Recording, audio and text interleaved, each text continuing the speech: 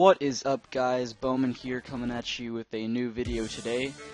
So this was just recently announced, and I just felt like I had to make a video on it because I know that Microsoft has gotten tons of criticism as a result of the new Xbox One policies that were released, that were told during E3 and the original press conference, the keynote that they released, the information about the Xbox One.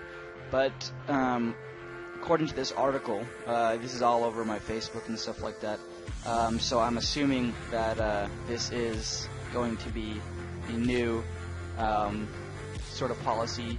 I'll link the article in the description, but you guys can read it through. I'll basically do a little run through of it. So as many of you know, you saw the video of Don Matrick, who is the president of Interactive Entertainment at Microsoft. And basically what he said was that the Xbox would be, he basically emphasized the online-only kind of policy for Xbox Live, but, or I mean for the Xbox One, sorry about that. But, they just released some news about the Xbox One. Don Matrick obviously said the news. Basically, a little run-through is that Microsoft will be reversing their DRM policies for Xbox One, which is basically dropping their 24-hour internet check-in requirement. And they're also dropping restrictions on used games. So I'm not sure if this article is going to be 100% exact, but I'm assuming it's going to be fairly close because Xbox has taken so much criticism, and I know that Microsoft isn't stupid enough to like not make any changes, because I know that economically this system might be beneficial, but I know to gamers this is going to be a pretty crappy system. So let me do a little run through of this article.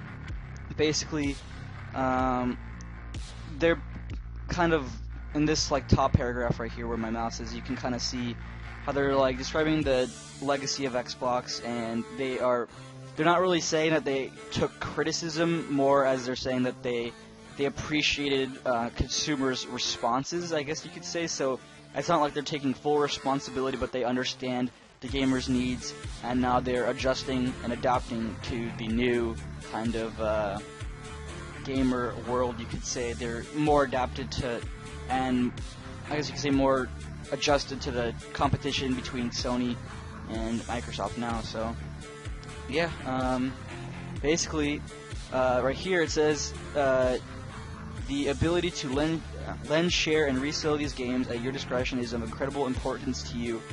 Also important to you is the freedom to play offline for any length of time anywhere in the world. So once you get to this part of the paragraph, you can basically tell that they're going to make some changes.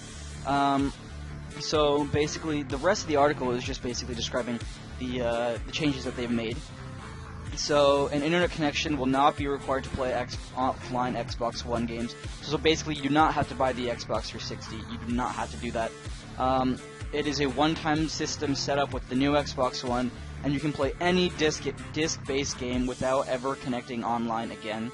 So you don't have to be online. They took off the 24-hour connection requirement, and you can take your Xbox One anywhere you want and play your games just like the Xbox 360. In addition to the trade-in and lending policy, you can trade in, lend, resell, gift, and rent disc-based games just like you do today. There will be no limitations to using and sharing games. It will work just as it does today on the Xbox 360. Furthermore, you can buy a disc from retailer, and you can download them just as you can do today on the Xbox 360. However, if you choose to download your games, you can also play them on the you can play offline. But I think one of the disadvantages is that downloaded titles, sorry about that, cannot be shared or resold. So you can't like download it on your friends. But I mean, this is still a huge improvement for Microsoft in terms of their internet connection policy and their sharing and lending games policy, because downloading titles, I mean, most people don't even really do that. I mean, I don't know if a lot of my people, or a lot of my friends, sorry about that, a lot of my friends do that.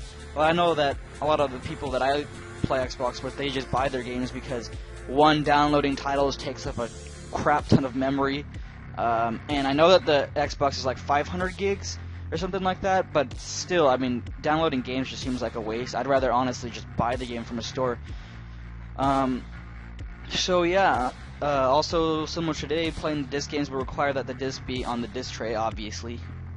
Um, so here, this paragraph right here is basically just describing their passion for moving to the cloud, but they understand the feedback that gamers have been giving Microsoft about the Xbox One. And yeah, so basically they're just thanking you for the feedback. And yeah, so basically this this is really, in my opinion, what is going to launch Microsoft up there into the level of Sony. Even though many people think that Sony and the PlayStation 4 had initial and like a kind of initial, like you could say, startup sort of frenzy. They got so many more people in involved in their, I guess you could say, rally to buy the PlayStation 4. But now Microsoft is coming back. Although it is pretty late in the game, you could say, they are making drastic changes that is going to definitely benefit their sales. I know that this is gonna launch them up into the level of Sony, um, in terms of likability in their consoles. So yeah, if you guys enjoyed this video, please leave a like and maybe even favorite, as it does help out my channel, and maybe even subscribe.